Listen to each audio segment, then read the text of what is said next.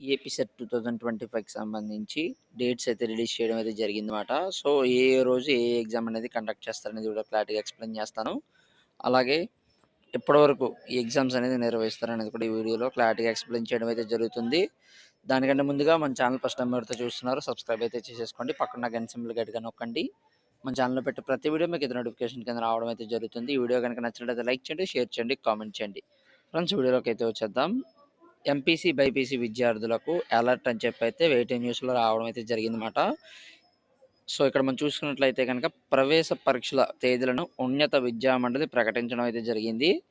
BTech, pharmacy, agriculture కోర్సుల అడ్మిషన్‌కి సంబంధించి AP సెట్‌ను ఏప్రిల్ 29 నుంచే నిర్వహిస్తామని అయితే చెప్పడం అయితే జరుగుతుందన్నమాట.